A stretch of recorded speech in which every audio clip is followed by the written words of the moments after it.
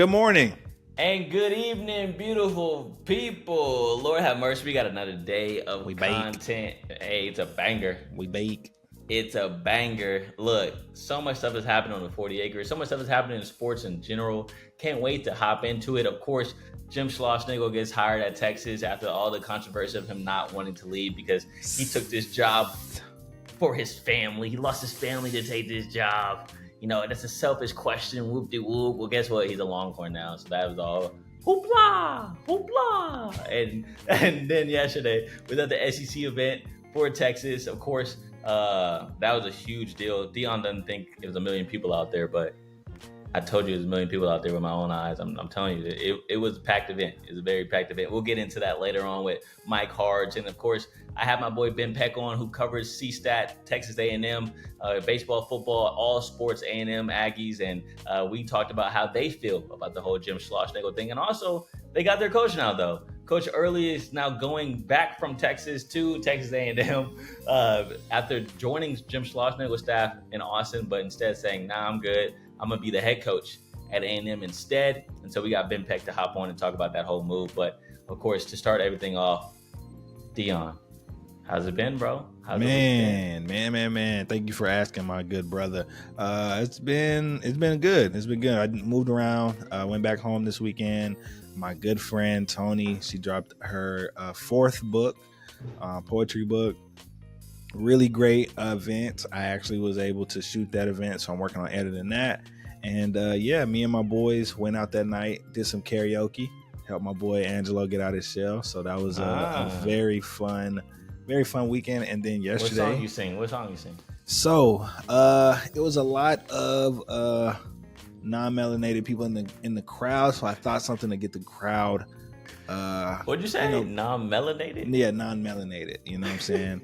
I think I thought it was like I couldn't really get in my bag like I wanted to. Originally, I wanted to sing Until the End of Time by Justin Timberlake. Yeah. But they didn't have the version with Beyonce, so I was like, this is not the official version. We can't sing just the JT version. So I was like, you know what? Let's sing Party in the USA. That got a good, very great fan reaction or crowd reaction. And then we doubled back and did Old Town Road, and my boy Scholar sang the one with Mario. You Should Let Me Love You. Oh, Let Me Love You. Yeah. You should let me love Clutch. you. Make me be the one. Yeah. It surprised me how many non-melanated people love that song. Yeah, I mean, that's one of those ones that you just can't not know. Yeah. You know? Yeah. It's like people that don't know Black and Yellow. You know, it's like you live under a rock. Yeah, where have you been? You know what I mean? So yeah, it's a really, really great weekend. Good seeing the fam, good seeing moms, good seeing my friends. It was eventful, very eventful. What about you, my brother? How was your week? Well, busy week, of course. Honestly, a crazy weekend here in Austin. Everything was all things work, of course. Just first starting off with Jim Schlossnagle's introductory press conference. Was there for that. I asked the last question in the press conference. Shout out, you know what I'm saying? Your boy closed it out. You feel me? I'm not. Look, man, I'm just trying to be that dude here in Austin. You feel me? But then also, next day, Jamal Shed, he had his draft party. Maynard grad, U of H grad now, and now Toronto Raptor. I was able to be there when his name got announced in the second round for the NBA draft. It's just a dope moment to be with Jamal out there in East Austin. He lives up in Pflugerville now. And so it's just real cool to be with the family. Great family, by the way. And just honored to be a part of that celebration. Then, of course, San Antonio Spurs announced their draft class on Saturday. So I was able to go out to San Antonio and meet Stephon Castle and meet Harrison Ingram. So that was real cool. Harrison Ingram, by the way, didn't really know much about him before that day. I had to do some research. You know, North Carolina kid, transferred from Stanford, super smart, but also super talented. That's why he got drafted. But he's bilingual. He's speaking Spanish in the press conference, and literally a reporter had to ask, when the hell did you learn Spanish? Because no one knew that he spoke Spanish until the press conference. And so that was a funny little moment. But seeing oh my goodness, now that I think about it, we were in the new practice facility for San Antonio. Mm-hmm. The first time ever that they've done a draft introductory press conference in that facility. And they had all the Larry O'Briens in the facility, bro. I got to that's see fire. the trophy, bro, like all lined up. And first off, they're very big. I will say that. Pause. And yeah, you're right. You got me. Pause. Yeah, my apologies. I thought about it. I really did. And I was like, oh, he didn't say it. He didn't say it. But yeah, you took a little delayed. The But, trophies are large in stature. Okay. appreciate that. But it was cool. It was like, bro, I've never seen this trophy up close and personal before. So that was really dope. But yeah, so did that on Saturday. And then, of course, Sunday afternoon, the extravaganza at the UT Tower. Texas officially, as part of the SEC, was able to talk to Chris Del Conte, was able to talk to the SEC commissioner, Greg Sankey. And my favorite was Paul Feinbaum, seemed like the king of the SEC when it comes to media, was able to talk to him as well. And just a dope experience, a dope atmosphere out there. And didn't know what to expect, though, when I walked out there for the first time. Because when we got the news, it was just like, Texas is celebrating going to the SEC. It was like, okay, Pitbull performing. That doesn't really move me. You know, no offense to Mr. Worldwide, but like, I probably know like 5 songs, maybe 4 from Pitbull. So like, who's really gonna pop out? And man, and then they popped out in the show. They popped out in the show, boy. Showed the naysayers. Whoa, they showed them naysayers, dog. I'm like, bro, there's a lot of people out here, and it's hot, and it's on a Sunday. So I mean, people went to church and then popped out here. But it was a dope experience, a dope vibe, and yeah, dude, it was a great week for sure. And what time did you arrive? I mean, when you arrived, was it already a million people there, or? No, we got there like 2. So it started at 2. So we got there right around 2, about 1:45, and it wasn't packed yet. It was a ton of people though. Like we had a wagon with the camera gear and stuff. Gotcha. So it was hard to navigate through. And I will say, like, I didn't expect that many people to be there that early, right? Because I thought people were just pulling up for Pitbull, but nah, bro. There was like rides and the whole like Ferris wheel type. Oh, wow. Yeah. So you know, Nathan's corny dogs were out there. If you want a corny dog, you know, you can go ahead and get you one of them. And yeah, no free promo. Cool. Yeah, no free promo. You're right. I just mess with corn dogs though. Are you a corn dog guy? Nah, I hate no corn way. dogs. You don't like unless corn dogs? Unless it's the breakfast one. I hate corn dogs. Wow, I'll eat it. I didn't know that about you. Yeah, I'm not really if I ever see a corn dog stand, I'm never enticed to go get one. Ever. Have you had one? Of course. Okay. Yeah. You're just not a fan. Yeah, just never been a fan. Never. Wow. That's like, it's one of those like, if it's available, I have nothing else, I have no other option, I'll eat it. But nah, it's never one of mine. Yeah, bro, you want a corn dog? Like, nah. Like I said, unless it's the breakfast one with the syrup and you get some syrup. Yeah. Yeah, leave me alone. With the sausage inside? Yeah, leave me alone. Pause. Yeah. Anyway, it's July now. It's not June no more. But as we move on to the next topic, yeah. So we speak about the SEC event, but before that, of course, let's talk about this whole Jim Schlossnagle thing. Now he's the Texas head baseball coach. People would not have suspected that, if we're being honest. The day of the Monday night game, national championship. I honestly believe if they would have won a national championship, Jim Schlossnagle would not be the head coach of Texas. I think that wholeheartedly. But they didn't win. They lost. And now he is the head coach at UT. And so to talk about all that and the move, we brought on who else, right? Then Mike Hardge. And I can't wait for y'all to hear this conversation because we had so much fun. And so here we go. AM 1300, Mike Hardge, host of Hardge Knocks Life. Listen in.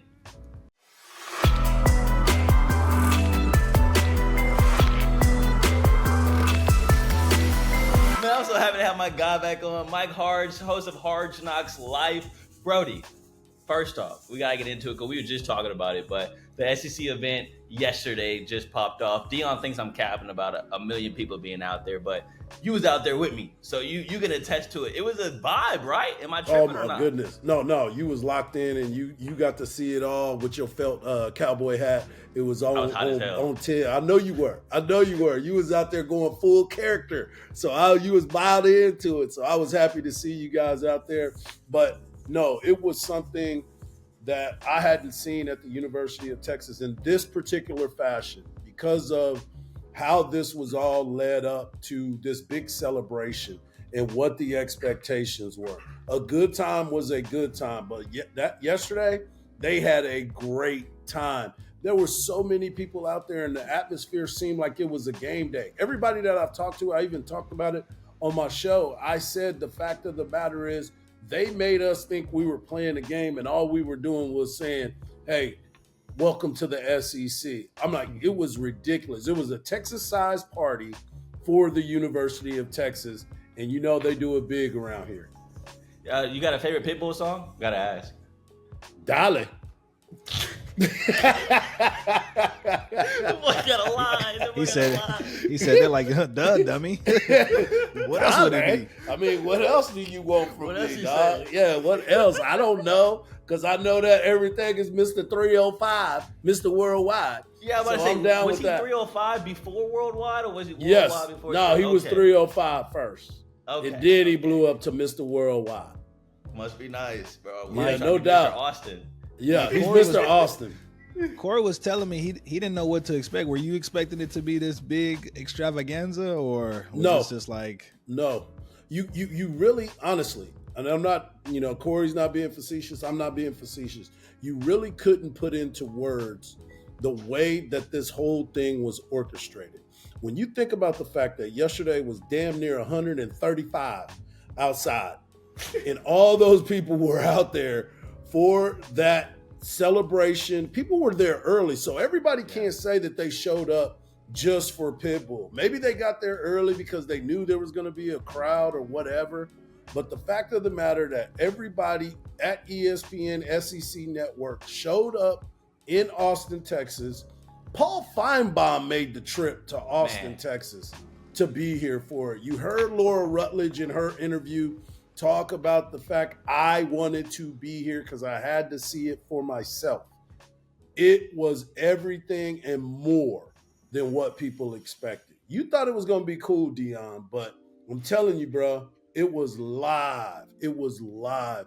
But I'm going to tell you the truth. Your boy got the hell up out of there as soon as I possibly could, because I didn't want none of the smoke last night. I didn't want none of the smoke. That's what I was thinking. I'm like, yo, if 1 million people in one area, I mean, that sounds like it could be really fun, and it sounds like that could be really scary. So it sounded like it was 35 at 3:00. Yeah. But hot, bro. Got hot. I mean, that's a great way to cap off a crazy week. I mean, Cory was telling me a little bit about this coaching situation. I mean, what's your thoughts on that? How this all played out? I mean, I'm sure you wasn't expecting it to be this crazy of a news week for, the baseball team. Well, I was kind of disappointed that I was out of town. I was on vacation. And I knew it was going to happen. Gets vacations? I made sure I got one this year. I made sure I got one this year. Yeah. Wifey was very excited. Kids were excited. They were shocked that I was there the whole time. So, yeah, it was rough. But I ended up having to get up and, the news was breaking left and right, and I had to be a part of it. So I ended up getting up early and hopping on the show a couple of times during the week because it was that big of a story. It started off David Pierce being relieved of his duties, mutually parting ways is what the paperwork said. And that's cool. But you start to look at the dominoes and the relationships of certain people in life. And this is becoming truer and truer every single day. As kids, we sit back and we watch and we learn and we try to observe the things that go on around us, but we're oblivious to it. As we get older, you start to really realize how this thing works. And what I've told my kids throughout these times, you never know who's going to be your boss one day.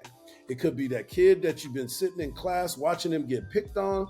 You could be that kid that you grew up with, that y'all had the same game plan and y'all were focused on y'all's vision. And then there's that kid that you think is going to be talented or has an upside, but you really don't know, but be cool with him. I said be respectful to every single person that you come into contact with because you never know what the future is going to hold. And behold, Chris Del Conte and Jim Schlossnagle's relationship goes way back, way back. You heard Del Conte talk about the fact that he and Jim's families are really, really tight. Coach Schlossnagle was put in the situation of an opportunity. And then you hear the news come out about the relationship with the new athletic director, Trev Alberts, which to me, that still is strange as all get out to me. I'm still confused on how a Nebraska alum can go to Texas A&M and become the athletic director there after leaving the place that he went to college at. I believe he's got like his number retired or something like that. That's like he's a big deal up there. Yeah, he's a big deal.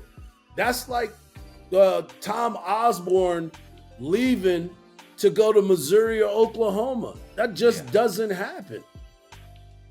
So this situation, it is huge, Dion. It is huge. And I would say to that point, though, Mike, it's something that Schloss talked about in that press conference was it's a clear path of communication at Texas. Absolutely. You have Jay Hartzell, you have the board of directors, you have Chris Del Conte. Yep. And then that's it. And he kind of alluded to it, but he didn't really say it. But there may have been too many cooks in the kitchen in A&M compared to Texas. And so that played a huge factor as well, knowing the organization is well put together at UT compared to A&M. Of course, he wouldn't say that on a record, but that's what he kind of alluded to. But I just wanted to talk.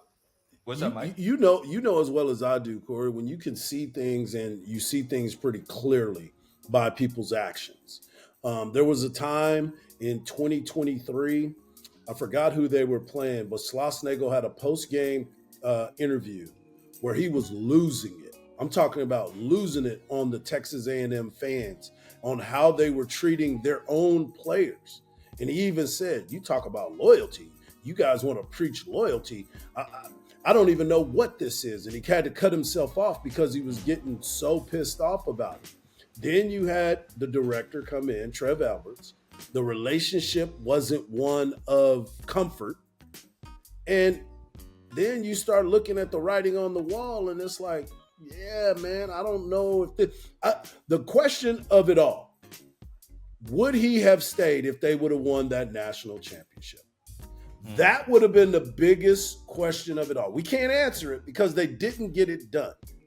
But if he would have walked away after winning a national championship at Texas A&M, would the people, number one, accept him as him leaving to go work for his best friend? Or would they have him put into this place like, damn, we just lost the coach that helped us actually win a national championship and he wants to leave? Damn, how bad is our cult really? That's a slap in the face right there. Yeah. That's a slap in the face. That was true. Yeah. But, I mean, he led him to that point. I mean, even so, without winning the national title, it's still like, this is the biggest game since 1939 for them to for any major sport when it comes to the men's athletics. And so you should still praise them for doing that in my eyes. But that's a whole nother topic of conversation. We're actually going to have my guy Ben Peck on later in the show from the College Station to talk about their perspective about the whole situation. But I want to kind of tailor this back to Austin in the sense of now looking forward with Schlossnagle. Transfers, new recruits coming in. Just saw, D. Kennedy's in the transfer portal. So, of course, you're going to lose one guy, and we love D. Kennedy. I definitely was high on D. Kennedy. Me That's too. a big time loss. But how do you think the recruiting landscape is going to shape out now, knowing that Schlossnagle made this move in that fashion? But still, you're getting a lot of recruits. Well, I want to say a lot, but you've seen a couple recruits trickle in the last couple of days from the high school ranks and even in the transfer portal to UT. Yeah, and that's what it's all about. I talked about this last week, and I'll talk about it here because your platform is growing every single day, and I'm proud of you guys. Y'all keep doing your thing and keep grinding because I know what this entails, so I appreciate y'all. Thank you. You sit here and you look at it, and a lot of people look at the Texas One Fund, right? You look at the Texas One Fund, which is the NIL arm of the University of Texas. But a lot of people continue to believe that the donations that you put in, you got to be specific on where you want the money to be spent. You got to say, put this on baseball. That's why when people say, oh, Texas got all this, I don't know if Texas has it all, but the people need to try to understand what this is all about. If you can go out and raise money, you can get into that transfer portal, and anything can happen nowadays. I'm talking about anything. And you all know what's happening now. You start looking at some of the players that are jumping. And I knew for a fact that every single player, and if they didn't, I was going to be shocked, that every single player jumped in the transfer portal at Texas A&M. Why not? You don't even know who your coach is. So you don't even know what this coach is going to be like. You may not fit his mold. I don't care that you did go to the College World Series. You didn't win it. So they're looking at it and saying, okay, I want to go get my guys that can be complementary to some of the pieces that are here. Then you also have to look at the landscape of college athletics as a whole. Texas is primed in a position that Jim Schlossnagle and his staff can go out and pretty much get any player that they want. I think these guys work hard in the recruiting circles. I've talked to a bunch of scouts that I've known throughout my playing career that are very high on this move. They were shocked it didn't happen sooner, but when those particular moments were happening, people start to really evaluate where this program is going. I've talked to a bunch of old heads that were part of the University of Texas baseball lure. They are happy with the move, and they are definitely looking at the fact that now we have a guy that truly, you want to be nationwide, and I get it, but I want to see some guys from the state of Texas, them big country corn-fed brothers out there that are throwing that fastball at high levels. I want to see them from the state of Texas at the mound for UT because they have an understanding of what it's like with the tradition. Nothing against those California kids, nothing against those kids from Florida. I have no ill will, but there's just something about growing up in this state of Texas like I did that understands what being a Texas Longhorn or being a kid from Texas, representing Texas A&M or the University of Texas, the importance of that. And that is what I think has been missing from the University of Texas. And I believe Schlossnagle is going to get it right. Well, I'm excited to see what happens. This is my last question for you, Mike. And before you let you go, you had a long day because you're a busy man yourself. You feel Appreciate you, brother. But when it comes to Schlossnagle's staff, right? First reported, he's bringing everybody over. I actually shook Coach Early's hand at the press conference. And I said, hey, nice to meet you. Can't wait to work with you. He said the same things. Next thing I know, he's a head coach at A&M. Yep. And so 2 things to this question, though. First off, what do you think about that move in the carousel between the coaches? And now he's going back to A&M. How does that fit for him? But then also with that move, that allowed Coach Tulowitzki to come back to Texas. And from what I hear and what people say, they love Tulo. And so having him back on this staff, how important is that for UT? Well, I think it's twofold. I mean, it's unfortunate, but it's also a blessing. Tulo knows a lot of these kids, and he's going to get a chance to know some real big-time players from the transfer portal, and so be it. But you also have that camaraderie as well. I'm happy for the coach to go back to Texas A&M because this is a big-time job and it's a big-time opportunity for him. And this is your moment to shine. And a lot of people don't get that. Most of the time, they want you to have a lot of experience. They want you to be an old guy in the game. And now you get this opportunity. I think this is huge for him. Now, for the University of Texas, you are right where you want to be. You have a big leaguer on your staff. You got one of the best coaches in college baseball. You got a pitching a pitching coach that is in place that can take the reins and develop these guys because we've seen it happen. We saw what happened at Texas A&M. The proof is in the pudding now. Now you have to go get it. Yeah, you got to go out there and get it. Hey, like Charlie Strong said, that cake is baked. That cake is baked. You got to get on out there. You got to put that icing on that thing now. So you start to really take a step back and really understand, okay, this is an opportunity for that young man, Coach Ely, and for Coach Schlossnagle to move forward with Troy Tulowitzki. Troy's been here for a while. He knows the ins and outs of the university. Obviously, with the relationships that they have, they are going to be able to go out and talk to every player that they want to talk to within the rules. but you know how that goes. Every rule is not written in ink. Especially when you got some money on you. Yeah, you got them dollar bills, dog.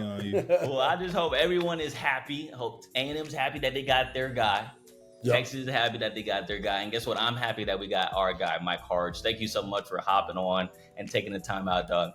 I appreciate it. Thank you, guys. And continue to keep up the great work. Y'all are on the rise, player. And I'm here for it. Man, Mike brings it. Every time, bro. Every time he brings it. I love that. Oh, my goodness. Dion, what'd you like about the interview? I mean, of course, I love Mike himself. I mean, you just doesn't get any better than Mike. But I just love how he kind of was asking those questions of, like you alluded to before, if he wins, what does this whole situation and conversation looks like if they do win the national title? Are we still having these same convos? And I mean, those were some great. I wasn't even thinking about that. I guess I was so caught up on the whole, just what we're living in the moment. But kind of those what ifs. And you know, like I said, a wise man, NBA champion, once said, "I guess we'll never know." So, bro, we're not gonna give Jason Tatum that, bro. Alex Bregman started that, bro. We're not gonna give Jason Tatum. This bro really said. NBA champion once said, he stole that. Y'all gotta let the hate go. And it's not hate, bro. It's fact. Hey, by the way, first off, it was congratulations. Actually popularized by Kanye. Just want to make sure we give my black brother his credit. Okay, say less. We do gotta say congratulations to Jason Tatum. Just signed a new contract, 5 years, $314 million. Don't know what you do with all that money. Have no idea. You have a kid immediately. He already has a kid though. So hey, Deuce and baby Deuce. Yeah, bro. We got a baby Deuce on the way because Lord have mercy. You got to spend that money somewhere. And so shout out Jason Tatum for being now the highest paid contract ever in NBA history. He deserves it. Wasn't the Finals MVP though. We'll say that. But shout out Jason Tatum. This is gonna get but anyway, off. Man, come on, bro. What'd you like about Mike, man? Golly. Okay, so with Mike's thing though, I was really intrigued with the fact that like Jim Schlossnagle has his guys and they have a pitching coach now. And so when it comes to Max Wiener, that's the new pitching coach for Texas, came over from Texas A&M. He had a lot of success in Aggie land when developing his pitchers. And Mike talked about it like that's the guy that everyone wanted to see here in Texas because, of course, last season David Pierce took over those pitching coach duties. And for being honest, the one weak point or one of the biggest weak points of that Texas squad last year was pitching. And so, you know, how do they get better next season when it comes to the mound? And Max Wiener is going to do a lot when it comes to that. And so I know he's excited about it. And, you know, I love how Mike kind of drizzles in. I talk to old players. I talk to former players. You know, he got those connects, bro. Right. He's a former player himself. So, you know, I like how he has to sprinkle that in there a little bit. So I appreciate him for giving us that insight. But to give us an insight about what's happening over there in CSTAT, we got another guest coming on, Ben Peck. And maybe that's who we need to ask, right? When it comes to these questions of if they would have won a championship, does Schlossnagle stay? Well, maybe we should ask him those questions coming up in this interview. Ben Peck from KAG/KSIN. They're our sister station from KView. They also cover Texas A&M, all things A&M out there in College Station. So here's Ben Peck's interview about their side of the story when it comes to this whole Schlossnagle scenario.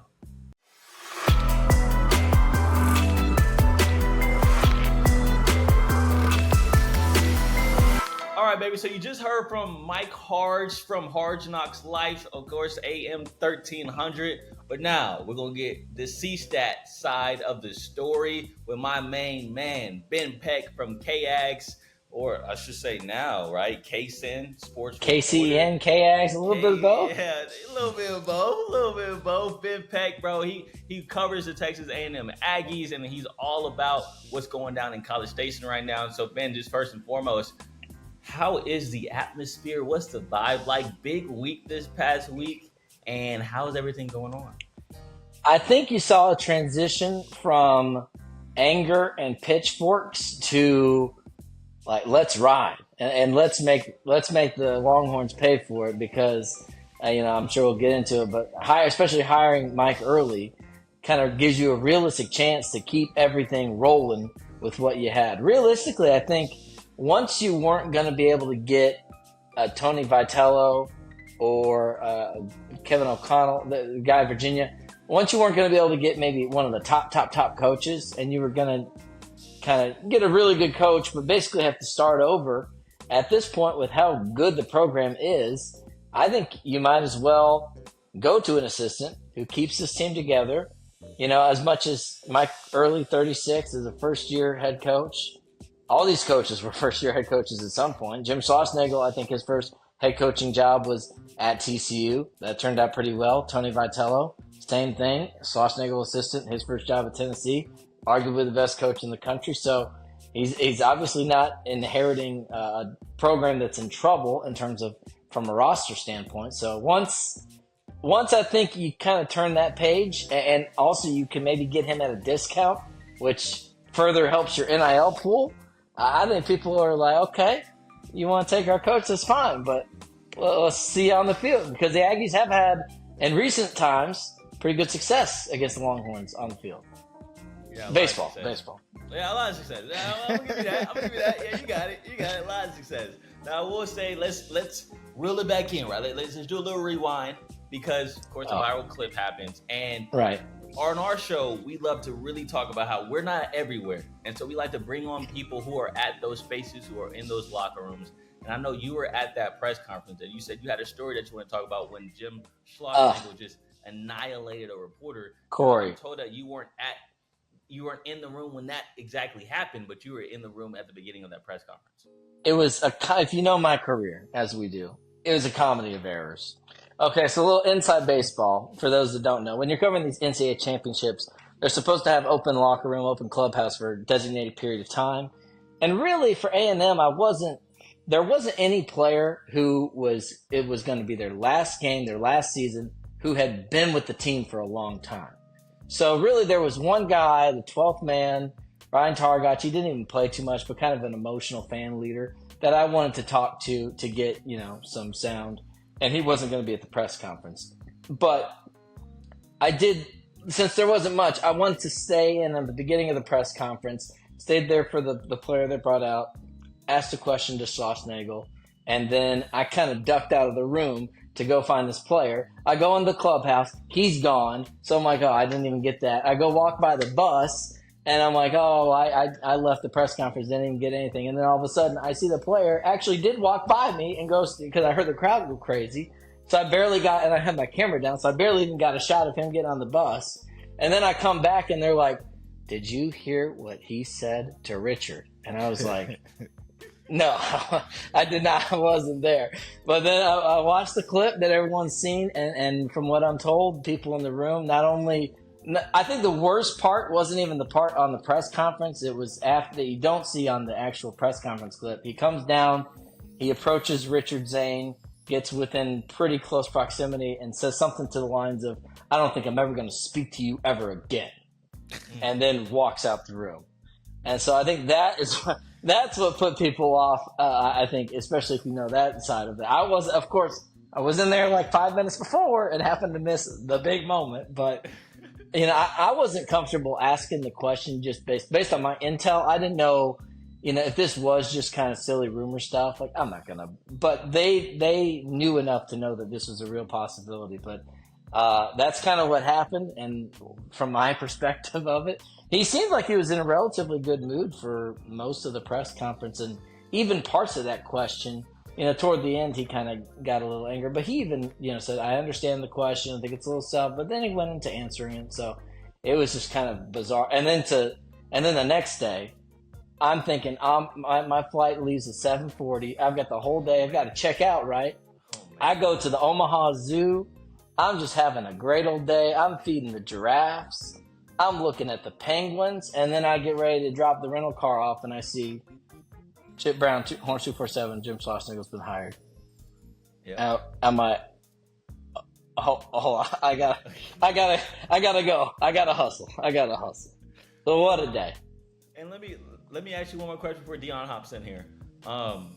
you spoke about something real quick in that answer, in the sense of you weren't going to be the one to ask the question, right? Because there's other people in that room that may have had more pedigree and maybe closer to the program.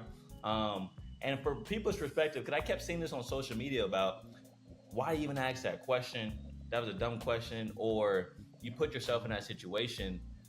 And a lot of people are saying you don't have to ask that question in that moment because the team just lost the national championship. But from our perspective, as journalists and as people that cover the teams, when there's rumors going around, you don't know the next time you're going to be able to have Schlossnagle to ask the question. And so can you give our viewers and our listeners the perspective of you're living in CSTAT and you're hearing these rumors? Why do you feel like it was needed to ask that question so they can understand our journalistic side of things when it comes to asking questions in a moment that may not seem like the right time to do it? Right.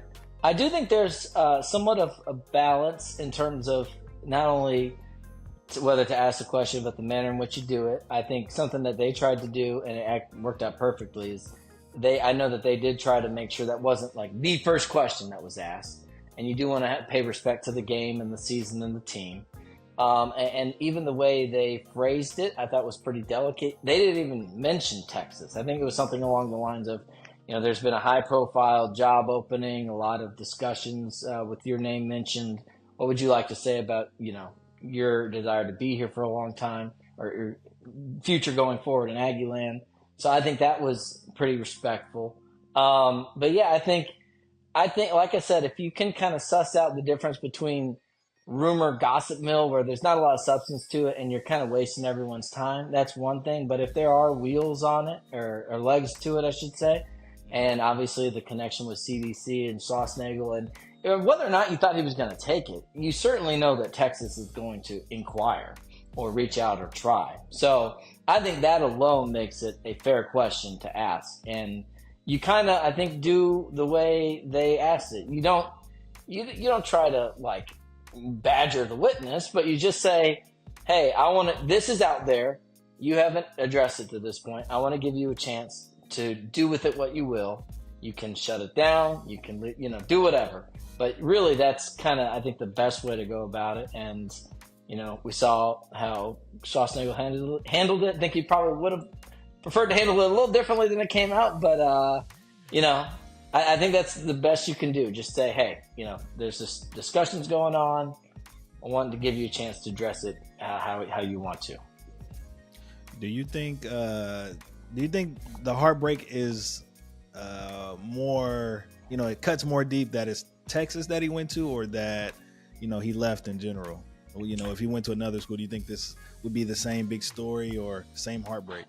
A little bit certainly the fact that it's Texas makes it hurt a little more. I think the part that's more frustrating for fans, though, in all honesty, is the idea that, especially if this has been kind of ruminating behind the scenes for weeks and months, how much did that, especially in those final two games, play a factor in terms of a distraction for the players at the time where they needed to be locked in the most that they've ever needed to be able to potentially win the first national title in program history.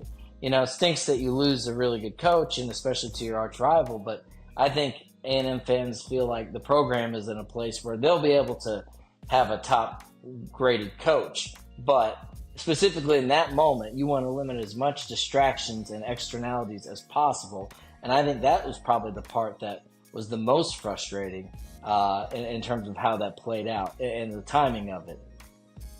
And right. we were just talking to Mike Hardge, and he was talking to us just about how he feels like, what if Texas A&M would have won the championship? Right. Would there have been as much of a backlash towards Schlossnagle honestly taking the job to work with his best friend? And would the A&M fan base been okay with, okay, he won the chip, but he wants to work for his best friend? Or would there still have been this apocalyptic response when it comes to him leaving A&M for Texas if he would have won the championship? Do you think them not winning played a factor, or would it have been the same response if they would have won, whether or not? It's funny. It kind of cuts both ways, right? Like, I do think the fact, like I said, that you just, in their minds, you had our players distracted. We didn't come away with the national championship, and you leave us. Like, I think that builds the frustration. But then if they do win, or say they win Sunday before the firing is announced, and then I think that probably would have been the best situation from a PR perspective for Texas and Schlossnagle. And then takes care of business that Sunday. Monday they announce the dismissal, and then either later Monday or Tuesday he gets hired on at Texas. But I think, but then if you win, you could say, like, what you really, you want to talk about the bragging rights of the whole big brother, little brother debate. If say, you really think you can have it anywhere better than where you just won a national championship? Really? Just to go work with your buddy? So I think that would be a little more frustrating in that sense, but, maybe a little bit softening of the animosity, because he did lead them to a title at that point. I think what was interesting is, and I know that CDC probably wanted to look out for Jim Schlossnagle a little bit and maybe even give the Aggies a little bit of room. But if they would have done this like just a normal coaching process where they get eliminated from the regional, they fire Pierce immediately after, all this buzz and speculation is circulating for the super regional all the way throughout Omaha. It's bogging down the Aggies. Obviously, I don't think Texas fans would have any problem with being a distraction in that sense. But would CDC have felt bad that maybe in those discussions he says, like, it's sort of understood. I would consider it, but I really think I can do it with this team. So give me a little bit of room to run with these guys so that I can see where that goes. But then if you're CDC and you're just not selfish, but if you're truly focused on Texas first and foremost, why do you care if you have this as a distraction from the super regionals on, not just the championship game? But so that's something that's interesting to me. And another thing that's interesting is if you are kind of looking out for Schlossnagle as a friend to him, why do you let that get out that Monday, the championship game, and put him in a position to be at that post-game press conference? Why not just do it all Tuesday? So I think that's another interesting angle as well. Well, and I would say to that, I feel like on Monday he was thinking as a Texas AD and not as a best friend. Right. He's thinking, let's take the spotlight away from A&M. Their biggest game since 1939. And we're going to take all the media focus away from this game leading up to it and talk about us. So I think that was a chess move for CDC to get mutually depart ways with David Pierce on Monday. And so then it's like everyone's talking about Texas. Even during the broadcast, they were mentioning, well, there's a job opening down in Austin. Even during the broadcast of the national championship game 3, people are talking about Texas. That's exactly what CDC wanted. And so, mission accomplished if you're CDC.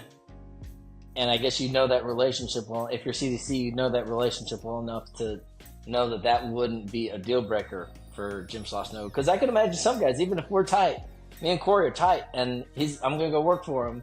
But then he, in my mind, if I'm that kind of guy, I view that as something that screwed me over. Then, like, I don't care that we had a deal, Cory. You can't do that to me. But I guess they probably have enough of a understanding relationship to know, if I do this, he's not going to react that way. The deal's done. We're still good, and it's not going to rock the boat and disrupt chances to, go forward with the master plan. Yeah. Right. And I think we got to talk about recruiting. Cory, you said how many guys were that jumped in the transfer portal? 10 guys. Am I right, Ben? 10 guys in the portal. 6 guys that started in the College World Series. It's around there, but I will tell you from everything we're hearing, and we've already gotten some guys who have flat out come out and confirmed it. It doesn't sound like they're going to lose any of their big pieces. They might lose some of the guys that they were going to lose regardless. Like they've lost Jack Bell was the guy who came on, and he was kind of like, I guess, the 11th position player off the bench. He came in when Jace Lavalette was dealing with an injury. There was another, pitcher on the fringe of the roster. They've lost a couple guys, but it sounds like, from everything we can tell, Jace Lavalette, Gavin Grahovac, Caden Sorrell, those big bats in the lineup. Hayden Schott has already announced that he's coming back. What about Sounds like all those. Caden Kent is still in the portal. That one's a little tricky because I will say he's from Austin, like Travis, but he was kind of, I think my understanding is he really wants to play shortstop. So regardless of how he feels about A&M, if he doesn't feel like he's going to have a chance there, that might play a factor. Does he go follow Jim Schlossnagle? But also remember, under Jim Schlossnagle, he was on the bench until Braden Montgomery went down. So it's not like he was a lock. Like there's some, I won't say friction. I think there was like good, healthy, competitive, battle there between player and coach. But if he really wants somewhere where he knows he's going to play, I mean, he just went through 2 seasons where, it was made clear to him, you got to earn your way on the field. So that, I think Aggie fans are definitely hopeful he comes back. He's probably a little more on the fence, but it sounds like the core nucleus of the team will be returning because of Michael Early. And you speak about his name right there, right? Michael Early. Now, I just said earlier in the pod, at the press conference, I shook that man's hand. I shook that man's hand and said, man, I can't wait to work with you. Like, so excited to see what y'all bring to the program. He said, you too. Like, great to meet you. Whoop-de-whoop. A couple of days later, he's not on the 40 acres anymore. Hey, so, before you go, I have to ask, because there's been a lot of Aggie speculation that, body language experts of looking at their facial expressions in the photos. Did he or the rest of that coaching staff feel like, did it feel a little off in terms of the energy and their excitement to be there, just shell-shocked? Like, what vibe were you getting, especially from him? From the staff and not Schlossnagle, that's what you're asking? Yes. Yeah, from the staff, they were kind of like, I don't know, like it felt like it was Schlossnagle's thing. Yeah. And the staff was just there, right? That's what it kind of felt like. They didn't really have a chance to speak at all, of course, but like, even when he walked in, it wasn't like the whole staff was with him. You saw the videos, like it was just Schlossnagle walking in. And so, I mean, a little bit, yeah, it did kind of feel like it was just his thing and the staff was with him.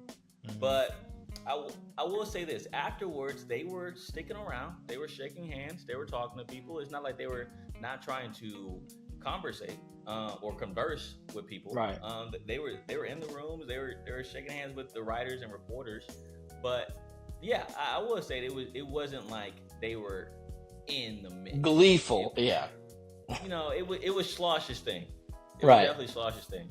And so, like I said, when I talked to him, the Texas SID trying to pull me aside and be like, hey, meet this guy. And it was Early. And I was like, okay, cool. Like, nice to meet you, Coach Early. Like, I've heard great things about you and can't wait to see what you're doing. He said, same. Like, can't wait to see what we do on the 40 acres. Like, it seemed like he was, like, I had no inclination that he had any thoughts of leaving Texas. So when I got that report of him going back to A&M, it's like, oh, okay, that's interesting. He seemed pretty convincing when I shook his hand. But I will say this, though. It worked out on both ends because then you got Troy Tulowitzki coming back on staff for Texas, which a lot of people love. Everyone in the fan base loves Tulo. And so him coming back was a plus for Texas. And I also think Early coming back, of course, like you just mentioned, with the transfer going in the portal, now coming out of the portal because Early's going to College Station, that's a plus for CSTAT as well. And so all things aside, right, now the dust is settled. Early's in A&M, Schlossnagle's in Texas. How is the fan base in CSTAT right now when it comes to Early being the head coach? Is everyone chill? Is everyone okay? No more hatred going to both sides? Or what's it like down there? I think plenty of people are still going to have the 2026 series circled on their calendar when the Longhorns come back here. But I think there's, like I said, I think there's a renewed spirit and sense of willingness to get after it. I think, too, like, it would be a different dynamic. A lot of people are comparing the situation with football with Jimbo Fisher leaving, and they had Elijah Robinson, the interim head coach, and a lot of the players loved him, and so many of those high level recruits probably would have stayed on if you kept him, especially on the defensive side. But to contrast those two, like where this baseball program is this past season compared to where the football program is, even with all the talent, it's not really a close comparison. Like you were going to have to retool a lot of inner workings of that football program to get it to where it was functioning at the highest level. Whereas baseball, you could argue they are, short of a stadium renovation or two, they are right where they should be in terms of operating at that peak performance. And as much as a big splashy name, aside from, a sure grand slam, like I mentioned, like a Tony Vitello. Really, Tony Vitello is the only one in my mind that would be absolute no doubter. I'm not gonna lie, y'all had no shot at that though. I don't know why y'all thought you had a shot. I mean, there's no way he's leaving Tennessee, bro. I agreed. I think everyone acknowledges it was a long shot, but that would be the. They can't be wishful thinkers, man. God, bro, he's won the national title, bro. But you gotta pick up the phone. You at least gotta pick up the phone, right? So you do that. But outside of that, I think once that became clear that wasn't going to be able to happen, you give Mike Early a chance. I think there was another scenario too out there. I don't know how close this was to happening, where you could have hired. The Wake Forest, Virginia head, whoever, a solid head coach, and bring Early on as the associate head coach. So he gets a promotion. He comes back. Maybe you keep the team together, and you get a proven head coach. That maybe would have been he leaves UT though. I don't think he usually UT for an associate position. Well, and he leaves UT for a head coach position. Here's the other interesting dynamic that I'd be fascinated to get some true serum on. With Nolan Cain has been Jim Schlossnagle's right-hand man really his whole time since he's been in Aggie Land now over in Austin. I think, I don't know where his mindset is, but he's definitely been positioning to be a top-level head coach for a much longer time. I think he's a little bit older than Michael Early. So it is fascinating to think if you're in his position to say, I felt like I was closer to being down that road than this guy working underneath me. Now I pledge my loyalty to Schlossnagle, but then this guy goes over, applies, and actually does get the job. What, who's to say I could have gotten the job if I really threw my hat in the ring? I'd love to know what he's thinking. Not necessarily regret, but that's just another fascinating dynamic to think, wait a second, hold on. You were working under me, and now you're going to go over there and be and potentially skyrocket your career. So that's fascinating. But I think, like I said, I think Aggies are ready to go. I think they're going to be much more encouraged once we hear a definitive answer, though, on guys like Jace Laviolette, Gavin Grohovac, and Caden Sorrell, those in particular. Once you get those names, there's a big, I think Wyatt Hensler, a big transfer coming in from Penn. If he reaffirms his commitment, I think you're going to see much more. I think it's kind of cautious optimism waiting for those dominoes to fall. But once they do, I think fans are going to be fine from a mental standpoint. I can't wait. This is crazy. This is. Oh, I know. I mean, I can't wait. I mean, just imagine this in another sport. Like, you can't even. I couldn't even imagine saying. The coach saying, "You know what? That is a disrespectful question you asked me. I did everything." Selfish, yeah, it's a selfish question. Selfish to ask is me. cool. I left my family to come here, and you think, okay, well, dang, he must really love it here, right? Within 24 hours. Down. And how about this? How about this as another extra wrinkle? I don't know if it's been. I don't think it's been formally announced yet. There's a lot of reports circulating about Caleb Longley, I think recruiting coordinator at Texas, coming over for A&M. So how about this? If you would have said, yes, you lose Jim Schlossnagle, but what if we told you get Early so everyone stays, you don't really lose any massive transfers, and because you took somebody big from Texas, maybe you get to take a prominent transfer from the Longhorns and or some prominent recruits as well. Like, maybe in the short term, I mean, obviously Jim Schlossnagle has a proven track record, but it could be in the short term that you actually come out better than you would have otherwise, which is crazy to think about if you would have said that on Tuesday when Jim Schlossnagle was announced as the next coach of Texas. This sounds like baseball free agency. Y'all just switching, trading players. That's coaches. This is crazy. I mean, you gotta love the transfer portal and just what it can do. And then, I mean, coaches just doing whatever they want. I mean, this is just insanity. Yeah, I mean, you couldn't. If Cory was to tell me this story was going to happen last week, I mean, I would say, bro, you're lying. There's no way that's even possible. What? I didn't think it was possible at all. So the same reason y'all said Vitello wasn't attainable. I said Jim Schlossnagle is really going to walk away to go Texas to rebuild a program that he just playing for a national championship or just won national championships. Come on, get out of here. I know he's best as the CDC, but there's no chance until there is. It's a good point. We're watching Real Housewives Aggie Land right now. This is crazy. That's what's going on. That's what's going on. And look, I will say this though. It's going to be one hell of a game once Texas goes to Bluebell Park and all the bubbles are getting blown onto the field. And I just can't wait to be in that atmosphere. And I'm excited to meet you down there, Ben Peck, because guess what? We'll have a hell of a time. But thank you so much for using your time right here today. And I thank you for coming on the podcast for the first time, man. And I hope we're happy to have you back soon. Yes, appreciate you. I believe I told you, I thought Mose Knows was going to be like your version of like a Woj bomb, Mose Knows. Like if you had some intel out there. I'm glad to see that it's taken on life in the form of a podcast.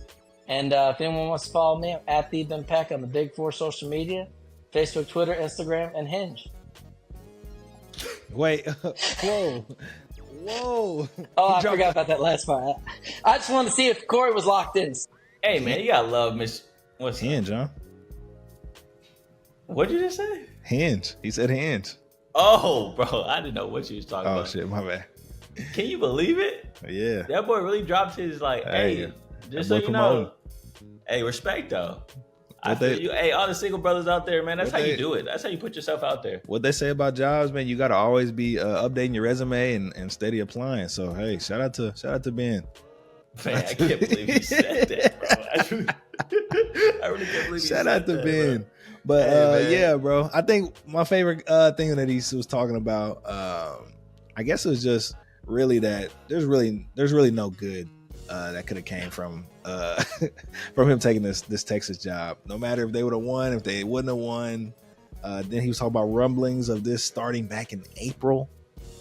I mean, there was no way for this to be a good exit for him. So yeah, I mean, they're definitely gonna hate this guy for a long time up in Aggie land. And I mean, look, there's only one people. Well, I mean, they got presumably their next guy, and it doesn't seem like it's not a bad alternate plan. So, like you said, if they're ready to rock and roll, I mean, I'm excited to kind of see that matchup, like y'all said, in 2026, 2025. Yeah, well, it's next year. I don't know why you said 2026. Oh, y'all said y'all said it like it was. Yeah, like 2 years from now. I thought they played A&M, but maybe they don't play A&M at A&M. Maybe, yeah. Maybe. The schedule hasn't. Actually, I don't know if the schedule's been released yet. I'm not gonna just say something. Right. I have no idea. So maybe I should look that up. But yeah, one thing that intrigued me, bro. I think it's so funny how the dude was in the room, left the room to go interview a player. Yeah. Player wasn't in the locker room. I know he was pissed, bro. I would be super. I know him. Yeah, when dude asked him, like, "Yo, bro, hey, that was crazy what he said in there, right?" Nah, he didn't really say much. Oh, bro, you wasn't there? Oh, crap. Well, then it goes viral. Yeah. That was a tough day for him. I know, especially you didn't even get the dude you were trying to talk to. That was just the reason why you left the press conference. You didn't even get the guy. Yeah, that's tough. But that's Ben though. I've known Ben for how long? It's been a solid 4 or 5 years now that I've known Ben, and he's always had bad luck like that. I will say that. Like when it comes to this job, he's always had kind of like bad luck like that. So. It's Ben though. He always rolls with the punches and he always does it with a smile. So I appreciate Ben for hopping on. And with that said though, let's go into our final thoughts. So Dion, what you got to say? Yeah, bro. Final thoughts. I mean, bro, what would you say is your go-to karaoke songs? Maybe top one or two that come straight off your head. I'm not gonna lie, bro. This was my first time going off just a whim. And I mean, it was a vibe, bro. It was a vibe. So what would be your go-to karaoke songs? First time? Yeah, first time. Wow. I got out my shell as well. So wow. Yeah, bro. In West Texas, we used to do this all the time. Friday nights after the high school football shows, we'll go to this place called Beer Garden and pictures and karaoke. Oh, that sounds like something off a movie. Yeah, bro. Every Friday night. So yeah, so we would do. I'm a big Baby guy. Justin Timberlake. Of course, West Texas, a lot of non-melanated people. So gotta get the crowd going. Baby, they love that. But also, Hotline Bling. I could imagine that.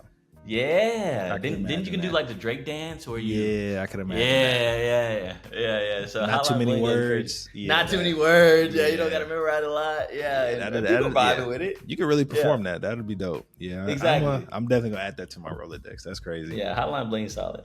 Okay, and then for my sports, if we're talking sports, this 2024 draft was very forgettable. Whoa. I don't know about you don't like the Frenchman? Nah, bro. Well, I mean, him going to Washington with Kuzma and Jordan Poole is going to be hilarious. But yeah, this draft is going to be very forgettable. I mean, look, the craziest part about the draft was Bronny, I guess you can say, and them calling people and saying, "Hey, don't do it. He's going to Australia." And I just wanted the GM's face, like, "Oh, he's going to Australia. Whoa. Oh my God. You're scary." That happens though. That happens. And yeah, you were telling me. I guess I didn't know second round picks did that. Only particular ones though. Like not every second round pick gets that luxury, but like got you. A lot of agents. Well, I wouldn't even say it's second round picks. I would say it's agents that have the power that are representing second round picks. Mm-hmm. They can dictate where their clients go. Got you. What do you think about this whole Flipkowski thing? Have you seen that?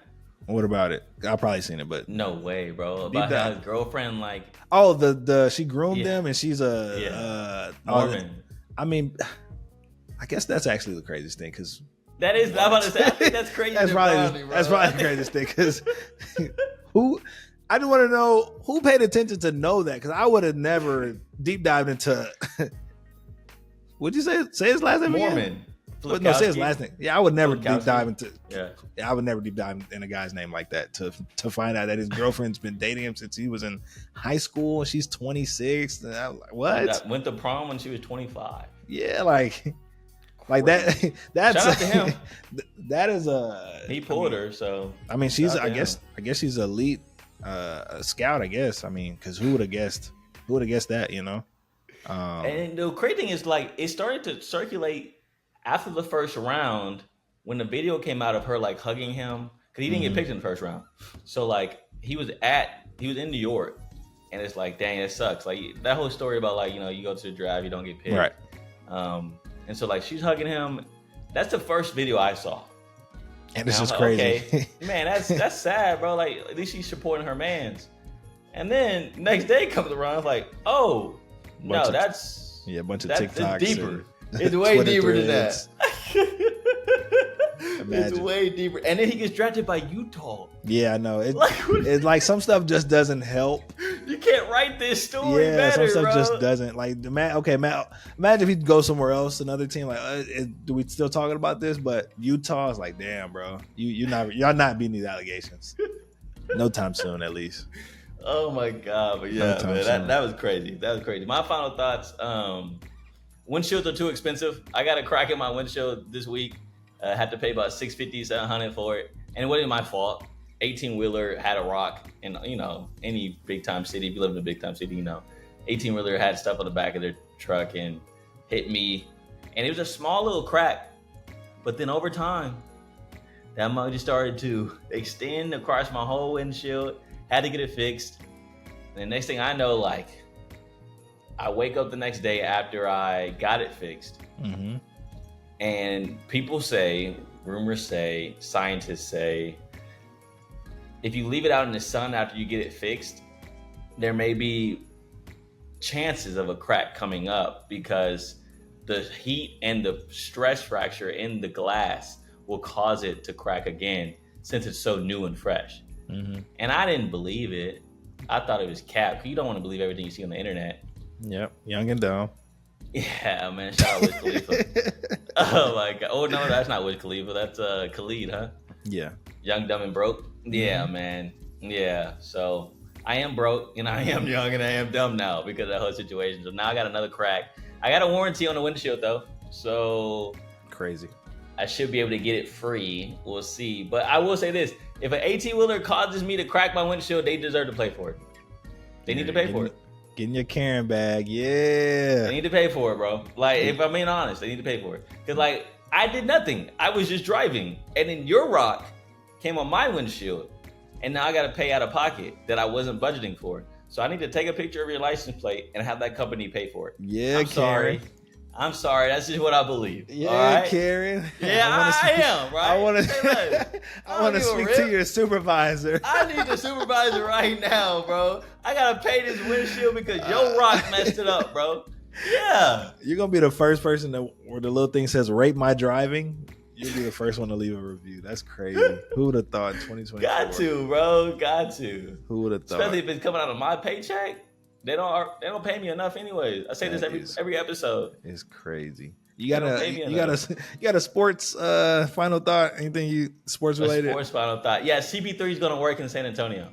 I know you're not a believer, but I like CP3 to San Antonio, bro. Just think about what he did with OKC, and not just the way he played, but when he was in OKC, you know who else was on that roster? Shai Gilgeous-Alexander. Mm-hmm. He groomed and not groomed. Got to get rid of that. Got to throw that word away too. Can't use that word. He helped mentor Shai to what he is now, and I think that time with CP3 being in that locker room, being on that roster, helped Shai out a lot about how to be a pro. And so now, not only is CP3 going to help out Wemby, of course, but also Stephon Castle, the guy they just drafted. He's a dog on defense. He's a great screener. He's a great pick and roll guy. He can facilitate well. Shooting is an iffy point for him right now. He only shot about 28% at UConn, but some would say he didn't shoot a lot because that wasn't the offense. So can he really shoot? No one really knows yet. But having a guy like CP3 to help mentor him and become a true point guard for San Antonio, I think that's why they signed him.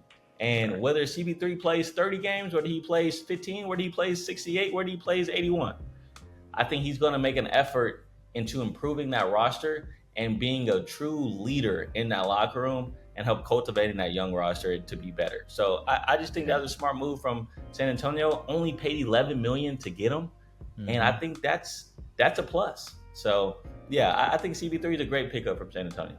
That's crazy. His contract was worth $30 million before he got waived. His agent. These agents be getting in their agents bags, be in their bag, bro. They be getting in their bags, yo. Oh my god, the fact that Clay even got 20 is like, yo, y'all agents be getting in y'all. Which bag, Clay doesn't move the needle for me though. If I'm being honest, like we're talking about the Dallas Mavericks. Like if I see our group chat, I'm sure we're gonna see some glazing in that group chat. So I see that it'll be. We'll see. I don't want to. For all our greats that are, on their way out, I definitely don't want to see them, Celtics Shaq. I don't want to see that at all. Yeah, I will say that I don't like how they gave up Josh Green. That's my one thing. I think if they would have kept Josh Green, they would have had to. I mean, they had to trade him to get the deal done. But I like Josh Green a lot. I feel like he provides a lot of athleticism. He provides a lot of decent defense. Shoot the ball well. I feel like there could have been another piece they could have given up, but. I get it. You want to get Klay Thompson, arguably the second, third best shooter. I'm not going to say of all time, but he's up there. Facts. And so, you want to pay respect. And with that offense, Luka and Kyrie is going to create a lot of open catch and shoots. You saw that in the playoffs. And a lot of guys that were doing those catch and shoots couldn't shoot. Or wasn't making shots, I should say. PJ Washington, Derek Johnson Jr., and Maxi Kleber. So... a lot of those guys, wide open threes, just couldn't knock them down. So you're hoping Clay can knock them down. You're hoping. Hey, last thing before we get out of here, how you feel about the reports of the Warriors turning down all these trade packages? Bro, just seen one when it says Lakers were offering D'Angelo Russell in the trade package for, of course, Clay getting 4 years, $80 million. So they turned that down. You don't want D'Lo back? They turned that down. I saw them turn down Zach LaVine trade. Yeah, Zach LaVine too was weird to me. It's bro, it's Zach LaVine. Yeah, crazy. Yeah, definitely could use at least a athletic scorer because Wiggins, that's like a upgraded Wiggins, basically. Well, maybe not defensively, but scoring wise, yeah. But I think that said a lot about what's that? That I don't know how to say his last name, bro. Pod something. Podzinski or something like that. Yeah. I think that said a lot about him because they may have a lot of faith in him to be that next, two next to Steph, and so he showed a lot this past season. I will say that. Can he be consistent enough? That's the question. But I think they believe a lot in him and what he can bring to the table. Yeah, it's crazy. We'll see what this season is panning out. The Lakers better do something. Look, the Lakers better do something, bro. LeBron said he's gonna take a pay cut for somebody that's worthy, and Rob Pelinka is sitting with his hand underneath his legs right now, bro. Like, Cory, what are you doing? Corey, their big move was JJ Redick and Bronny James. Just enjoy that, okay? They're literally the Dallas Cowboys of basketball. So here we go. That's when it's time to get out of here. That's when it's time to get out of here. You're comparing the Lakers to the Cowboys. Come on, bro. They are the exact same team. They got a championship in 2020. What are we talking about? Okay. When's the last time the Cowboys got a championship? Okay. All right, talk to me. All right, bro. Let's get out of here. As you know, always. Yeah.